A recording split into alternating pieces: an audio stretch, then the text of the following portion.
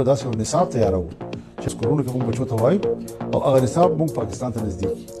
د فضل الرحمن تازه اعلان طالب مبارزین غوسه کړي وایي که حکومت ځواب ورنکړي نو په دې معنا به وي چې رښتیا هم مکتبونو کې به پاکستاني جنرالانو سره د مینې خبرې لیکل کیږي جزئیات هم دلته وګورئ او چینل هم سبسکرایب کړئ مولانا فضل الرحمن د مشال راډیو سره مرکه کې وایي په افغانستان کې ټول افغانان ځکه طالبان نه مني چې طالبان د پاکستان خلک دی او دا حقیقت هم دی چې طالبان د پاکستان سره نږدې او ښې اړیکې لري هغه وایي کابل ته د وروستي سفر پر مهال طالب مشرانو ډاډ راکړ چې د ښوونځیو په نصاب کې به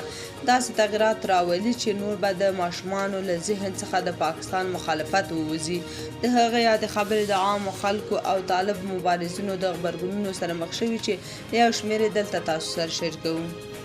فیضان لیکلي افغان ماشومانو ته د مکتب په نصاب کې د پاکستاني جنرالانو د دوستۍ سبق ورزده کولو په منصوبه دی لعنت وي دا چې لا هم د فضل الرحمن خبرې رد نه شوې دا په ډاګه کوي چې واقعا د اسلامي امارت ځینې چارواکو د افغان ماشومانو په مغزو کې د پاکستاني جنرالانو د مینې د پچکاري کولو منصوبه په کار اچولې جنرال مبین په کنایوي ډول لیکلي دغه موضوع وړه نه ده دا د تاریخ پاڼو ته سپارل کیږي باید وضاحت ورکړی شي زه خو اله خپلې غواګانې ساتم وخت نه لرم او نه هم دا زما کار دی ځکه چې زه بیا اړیکې خرابوم مولوي ضیاء الرحمن لیکلي دا سړی د آی اس آی په اشاره مخ ته ځي دی غواړي په ډیر مهارت سره د افغان ولس او نظام ترمنځ فاصله ایجاد کړي دا چې په پاکستان کې بد امنیو او جګړو زور اخیستی او د پاکستان نظام د پښتونخوا په سیمه کې له سقوط سره مخ د خپلو جاسوسانو ته دنده سپارلې تر څو د خلکو ذهنونه بل طرف ته واړوي خوشحال خلیل لیکلي دا د طالبانو د کوم مخالف خبرې نه دي دا د یوه داسې تن خبرې دي چې د قطر له پاچا وروسته دویم بهرنی وګړی دی چې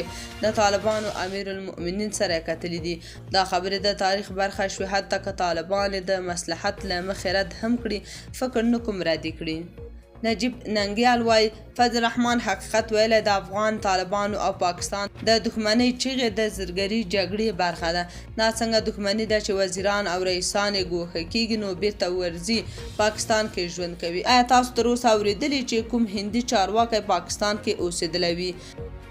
تاسو په دې اړه څه نظر لرئ کمنټ کې شریک او چینل هم سبسکرایب کړئ